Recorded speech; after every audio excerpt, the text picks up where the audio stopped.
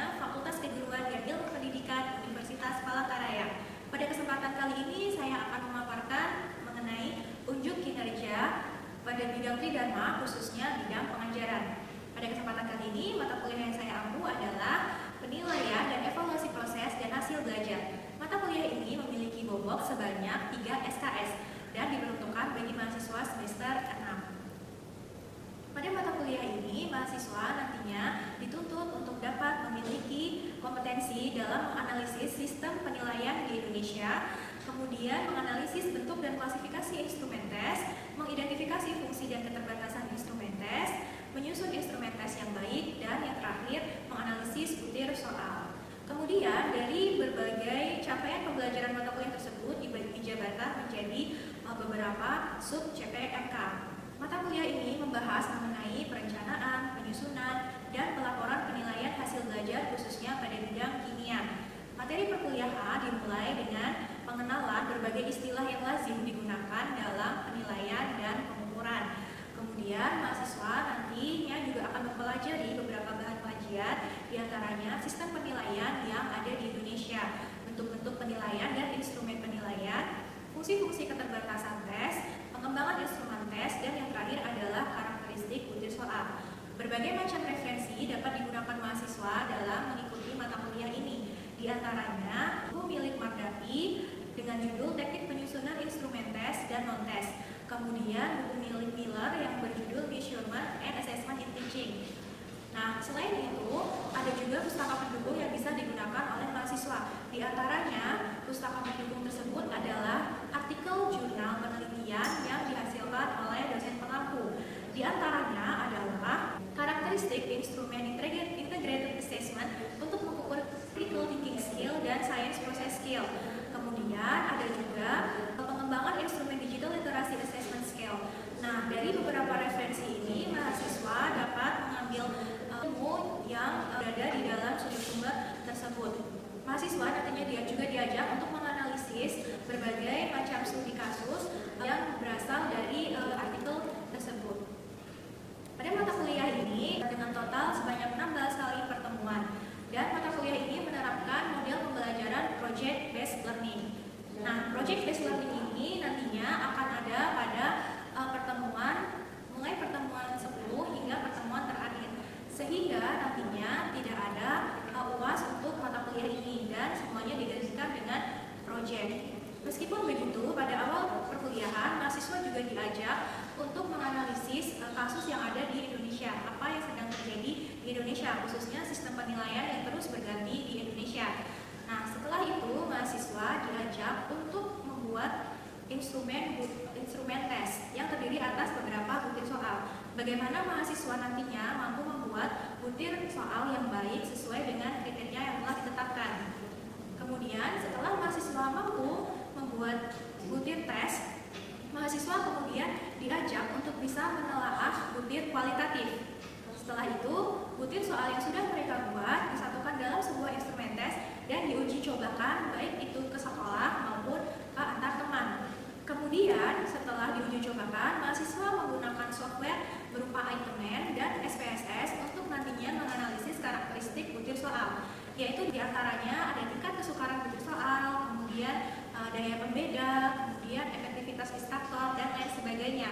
Mahasiswa di sini juga diajarkan untuk bisa memiliki kompetensi dalam mengoperasikan software yang digunakan untuk menganalisis karakteristik butir soal. Nantinya di pertemuan terakhir, mahasiswa akan mempresentasikan hasil proyek yang telah dibuatnya. Nah, dari sana penilaian tertinggi adalah penilaian project, yaitu sebesar 50%. Demikian deskripsi mata kuliah mengenai penilaian dan proses evaluasi hasil belajar. Pada pertemuan kali ini, kerja yang dilakukan adalah praktek micro teaching di pertemuan ke-10, yaitu untuk sub CPMK menelaah butir soal secara kualitatif. Selamat menyaksikan.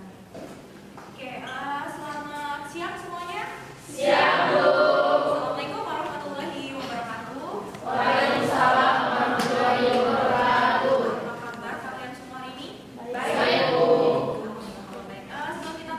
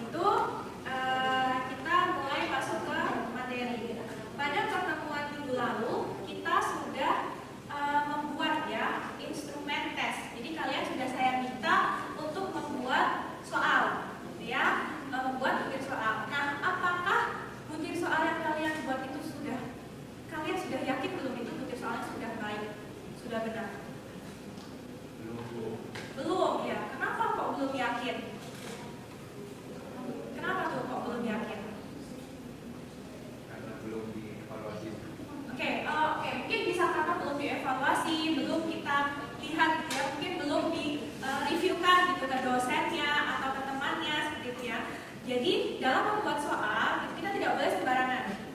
Ya, tidak bisa kita membuat soal asal saja. Apa yang ada di buku kemudian kita buat soalnya, ya. Itu tidak bisa seperti itu. Nah, kemarin ketika kalian sudah membuat instrumen tes, ya, langkah selanjutnya adalah kita harus melakukan telaah butir kualitatif. Nah, sebelum nanti akhirnya kita itu melakukan analisis butir soalnya, kita lakukan dulu secara kualitatif. Nah, pada pertemuan kali ini nanti kalian diharapkan untuk bisa menelaah butir soal secara kualitatif. Jadi nanti kemampuan kalian dalam melakukan telaah butir soal kualitatif ini bisa tercapai. Nah, apa itu aspek telaah kualitatif? Di sini ada 3. Yang pertama adalah aspek materi. Aspek materi itu apa sih? Itu berkaitan dengan substansi, betul, substansi keilmuan. Jadi itu berkaitan dengan apakah ilmu yang kita tuliskan gitu ya di dalam buku soal itu sudah betul atau belum. Misalnya seharusnya kita menuliskan di situ H2SO4 sebagai asam kuat, tapi ternyata di soal yang kita buat H2SO4 itu adalah asam lemah, maka itu tidak sesuai dengan substansi keilmuan kimia, gitu kan? Dan juga aspek materi ini berkaitan juga nanti dengan tingkat kognitif. Masih ingat taksonomi belum? Ya, itu dari C1 hingga C6. Oke, itu masuk juga nanti ke dalam aspek materi. Oke, kemudian yang kedua adalah aspek konstruksi. Apa itu aspek konstruksi? Teknik penulisan soal. Yang keras? Teknik penulisan soal. Oke, teknik penulisan soal. Teknik penulisan soal ini juga harus diperhatikan. Tidak hanya sekedar kita melihat, oh ini fontnya sudah betul, Times New Roman 12 semuanya sama. Oh ini kalau menuliskan indeks, menuliskan koefisien angkanya harus subscript atau superscript. Tidak hanya sekedar itu. Ya, kemudian ini berkaitan juga dengan kisi-kisi yang telah kalian buat kemarin di pertemuan sebelumnya. Gitu. Kemudian yang ketiga adalah aspek bahasa. Nah di sini penting. Tidak boleh kita membuat soal itu menggunakan bahasa daerah, ya, karena tidak semua siswa atau mahasiswa nanti memahami itu soal yang kita buat. Kemudian juga tidak boleh misalnya multitafsir atau ambigu. Nah, kita harus sesuai dengan bahasa yang baku. Ya, kalau sekarang kita menyebutnya kalau dulu EGB, sekarang WB. Ya, jadi 3 ini nanti yang harus kalian perhatikan. Namun pada pertemuan kali ini kita khususnya akan membahas mengenai aspek konstruksi. Oke, aspek konstruksi ini ada beberapa, namun di sini saya tidak akan menjelaskan semuanya. Ya, jadi nanti silakan kalian mencari sendiri, eksplor sendiri materi dari referensi di referensi lain, ya, entah itu artikel jurnal maupun buku. Oke, yang pertama adalah soal dirumuskan sesuai dengan indikator. Nah, di mana indikator itu berada? Kemarin kalian ketika buat kisi-kisi apakah mencantumkan indikator? Oh, coba yang keras suaranya. Ya, oke. Jadi indikator itu sudah dicantumkan ketika kemarin kalian membuat kisi-kisi. Betul. Kemudian soal harus dirumuskan secara jelas. Ini tadi saya bilang tidak boleh multi tafsir. Oke. Next. Nah, di sini saya punya contoh soal. Menurut kalian kira-kira ini soal yang bagus atau tidak? Oke, mungkin ada yang bisa menjawab, silakan. Baik, perkenalkan nama saya Omilande. Saya akan menjawab pertanyaan dari Ibu terkait aspek konstruksi pada butir soal nomor 3. Menurut saya, aspek konstruksi pada butir soal nomor 3 itu tidak memberikan petunjuk yang mengarahkan ke jawaban yang benar. Terima kasih. Oke, kita cek apakah benar tadi yang dikatakan oleh Pak Ofni ya. Di sini coba kita cek. Unsur-unsur yang terletak pada golongan alkali tanah memiliki elektron valensi 2. Nah, di mana bagian tadi yang menyatakan bahwa itu menuju ke arah jawaban yang benar. Di sini ya, alkali tanah itu elektron valensinya berapa? 2. Nah, di sini sudah kelihatan. Kemudian berikut ini merupakan unsur-unsur yang termasuk golongan alkali tanah kecuali. Nah, kalau kita hitung dari nomor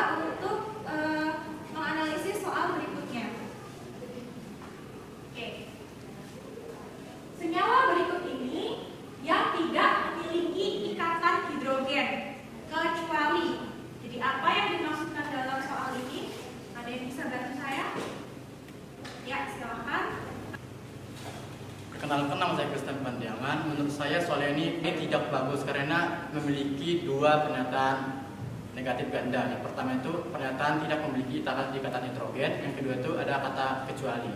Sehingga artinya ini jawabannya meminta siswa untuk memilih ikatan senyawa yang memiliki ikatan nitrogen. Sekian dan terima kasih. Oke, tadi jawabannya Mas Christian ya, mengatakan bahwa ini memiliki pernyataan negatif ganda. Apa yang dimaksud negatif ganda? Di sini ada kata tidak. Tidak itu kan menunjukkan pernyataan atau kalimat negatif. Kemudian ada kata kecuali. Kecuali itu kan juga negatif. Kalau seperti ini, kira-kira ketika kalian menjadi siswa dan menjawab soal ini, pusing tidak? Iya, karena akan ini tidak, tapi kecuali. Jadi iya atau tidak. Jadi sebenarnya saya ini diminta memilih senyawa yang punya ikatan hidrogen atau tidak. Gitu. Kedua, soal ini buruk juga karena coba dilihat kata tidak dan kecuali ini tidak di highlight, ya, tidak diberi cetak tebal atau dicetak miring. Biasanya siswa itu tidak memperhatikan, gitu ya. Soal itu ya sudah dikerjakan saja. Tapi ketika dia itu dalam soal ini, misalnya kata kecuali kita cetak miring, nah siswa akan melihat lebih, mereka akan lebih memperhatikan gitu ya. Oh ini kecuali, gitu. Oh ini tidak.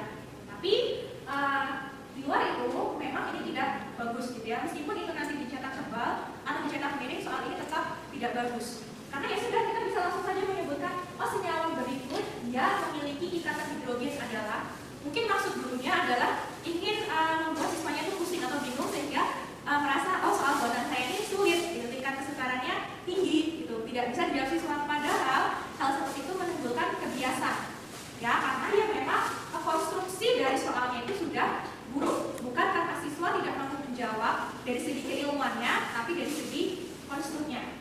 Ya, jadi kita sepakat bahwa memang ini memiliki pernyataan negatif ganda. Oke, sepakat ya, jadi kita bahwa ini tidak mengandung, seharusnya itu tidak boleh mengandung pernyataan negatif ganda. Next, kita ke soal yang berikutnya. Nah, ini bukan soal bunga ya. Dan pembakaran bahan bakar yang tidak sempurna akan menyebabkan boros dan menghasilkan gas CO yang berbahaya. Karena apa? Nah, kira-kira ini soal yang baik atau tidak? Ada yang bisa bantu jawab? Silakan angkat tangan. Oke, silakan. Baik, perkenalkan, nama saya Anissa Nurhatimah.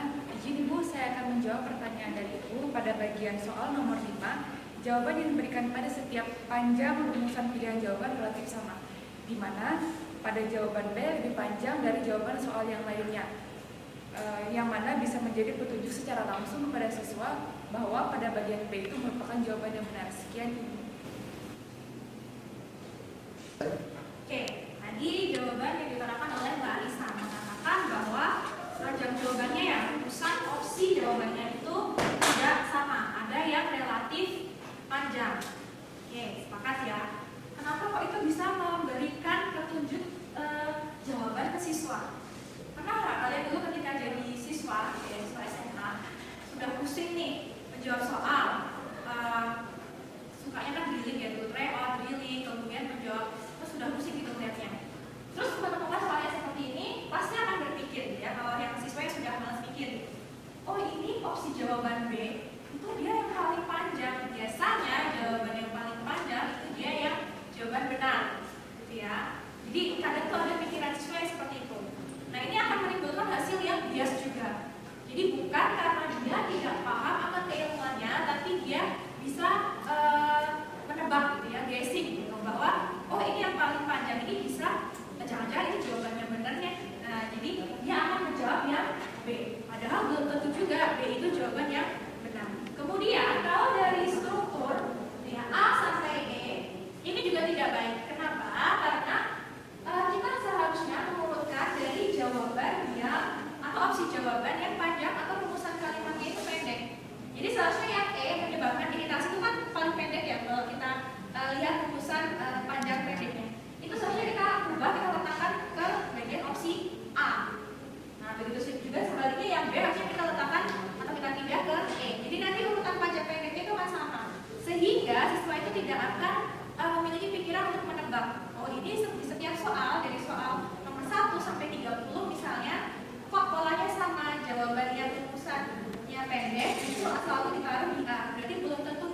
jawaban yang panjang itu adalah opsi jawaban yang panjang itu adalah jawaban yang sebenarnya atau kunci jawabannya.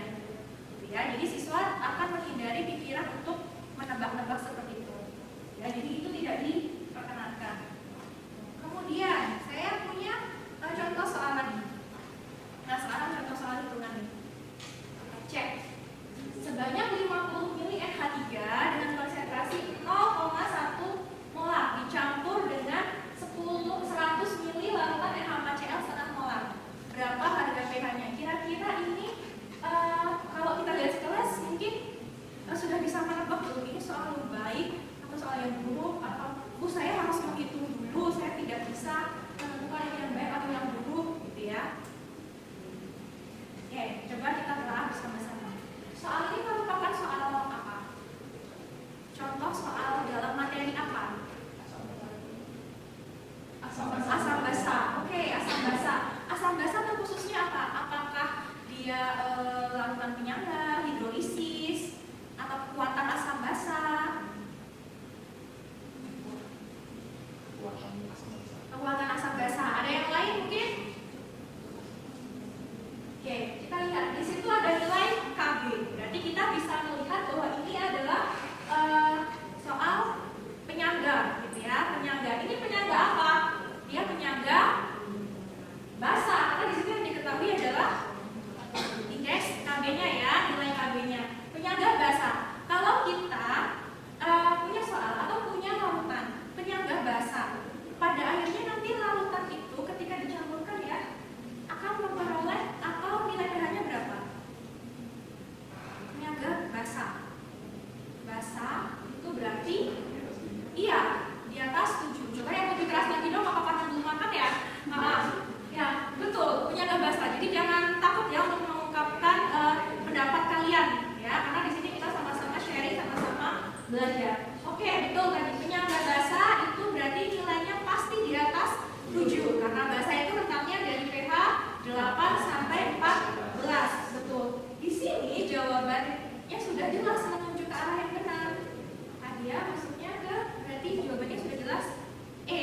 Maka pilihan A sampai D tidak akan dipilih oleh siswa. Oke, kalau begitu kita bisa mengatakan ini sebagai aspek konstruksi yang seperti apa? Mungkin ada yang bisa bantu menjawab? Baik, silakan Mbak. Simpul menjawab, pemicunya tidak berfungsi. Oke, tadi Mbak Agnes mengatakan ya bahwa pengecoh tidak berfungsi. Pengecoh itu apa sih? Pengecoh itu adalah opsi jawaban yang ya salah atau tidak benar. Di sini kan tadi kita setuju ya bahwa kunci jawabannya itu E. Berarti A, B, C, D itu adalah pengecoh. Kita sebut itu sebagai suatu pengecoh atau distraktor. Yang kata lainnya itu distraktor. Jadi distraktor tidak berfungsi karena siswa sudah tahu oh ini penyangga basa tanpa dia menghitung. Ya hebat ya. Jadi dia nolong aja gitu. Karena melihat oh ini larutan apa dengan larutan apa, dia sudah tahu ini soal penyangga basa. Tanpa menghitung dia pasti sudah langsung tahu bahwa ini memiliki pH di atas 7. Basa A sampai D tidak akan dia pilih. Ya, nah ini soal yang buruk juga karena pengecoh tidak berfungsi.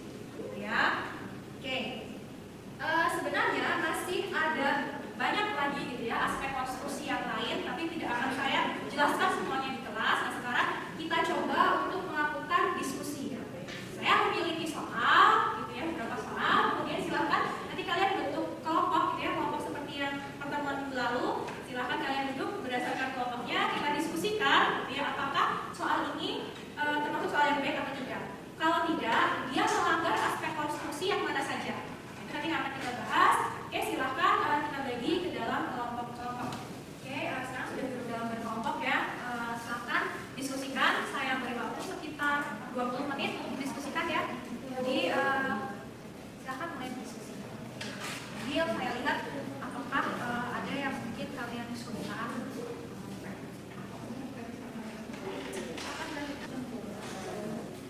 Oke, sepertinya sudah 20 menit ya, sudah cukup waktu kalian untuk berdiskusi. Adakah di antara beberapa kelompok ini yang mau mengutarakan pendapatnya hasil diskusi kelompoknya? Kelompok siapa? Oke, kelompok belakang ya, kelompok dua ya tadi. Silakan untuk maju ke depan, presentasikan hasil diskusi kelompoknya.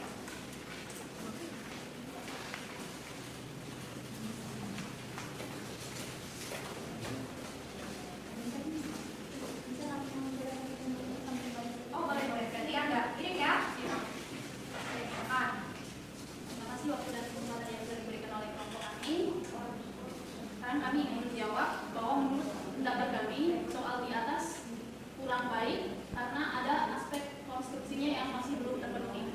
Beberapa aspek konstruksi yang belum terpenuhi yaitu yang pertama, soal mengarahkan ke jawaban yang benar atau memberikan petunjuk ke arah jawaban yang benar. Dapat kita lihat pada kalimat terakhir yang mengatakan bahwa berikut ini cara mahasiswa tersebut mengecerkan asam sulfat adalah.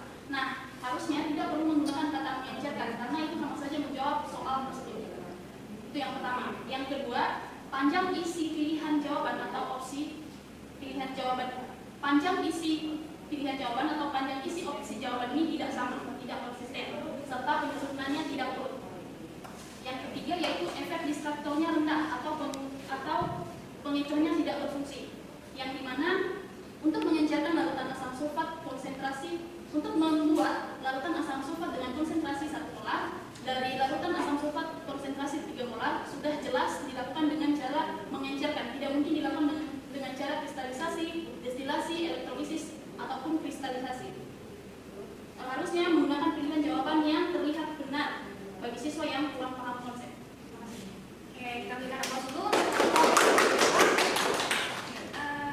Silakan kembali ke tempat. Ya, tadi mereka menyebutkan 3 ya. Oke. 3, ini ada 3 yang mereka sebutkan. Adakah dari kelompok lain yang menentang atau tidak sependapat? Setuju semua ya, tadi 3 itu yang disebutkan memang betul. Di sini soalnya adalah tentang pengeceran ya, siswa atau mahasiswa ini ingin melakukan pengeceran, tapi di situ sudah terindikasi gitu jawabannya, yaitu menambahkan air.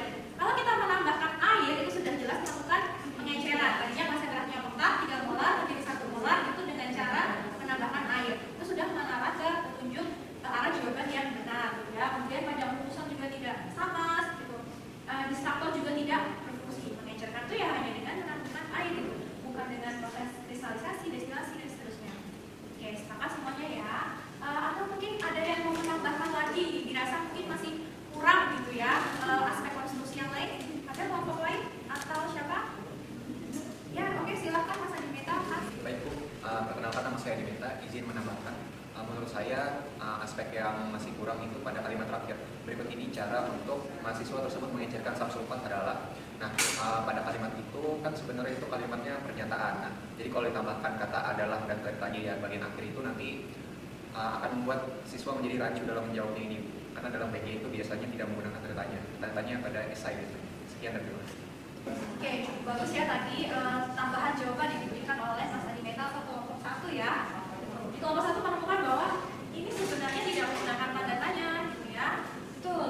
Kenapa? Karena ini akan rancu. Ini pernyataan atau pertanyaan. Nah, siswa akan bingung. Kemudian kalimat tanya, kalimat perintah ya, biasanya dia ada di soal isai, bukan di pilihan ganda. Nah, ganda itu biasanya kita berupa pernyataan, kemudian belum lengkap ya, adalah atau berikut ini titik-titik. Bahkan penulisan soal ya jumlah titik itu diperhatikan loh. Biasanya ada aturannya 3 sampai 4 titik. Tidak boleh kita 5, 7 titik itu tidak boleh. 3 sampai 4 titik. Ya, nanti yang belum tergerak gitu. Oke, saya rasa cukup ya karena sudah banyak gitu ya mahasiswa dari semua kelompok gitu yang memahami bahwa ya memang seperti ini harus kita lakukan. Jadi tidak bisa kita tuh membuat soal asal diberikan ke siswa atau diberikan ke orang lain. Kita harus telaah dulu. Nah, yang pertama kita lakukan ini secara kualitatif dulu. Nah, agar kalian lebih mahir dalam melakukan telaah kualitatif, sekarang kita punya tugas proyek. Sebenarnya dari pertemuan yang sebelumnya kan kita sudah memulai ya, kalian membuat instrumen tes. Kemudian yang selanjutnya adalah melakukan telaah kualitatif. Tadi kita sepakat ada 3 dan baru 1 yang saya jelaskan aspek konstruksi. Ya, dan aspek konstruksi pun belum semua saya jelaskan.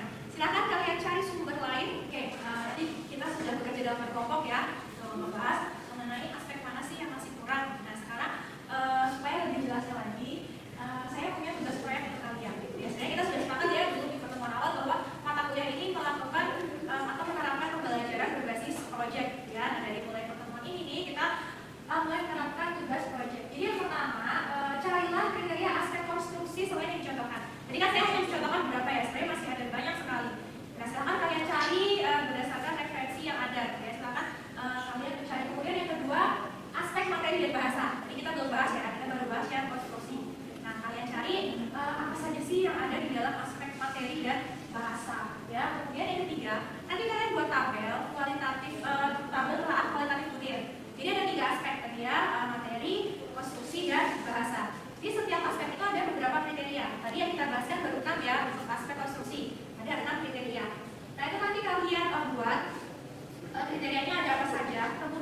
sebelah kanan itu nanti kalian buat nomor butir soalnya. Misalnya nomor butir soalnya 1 sampai 5. Nah, kalian checklist apakah ini sudah memenuhi atau belum. Kalau belum kalian coret, kalau sudah kalian checklist, beri tanda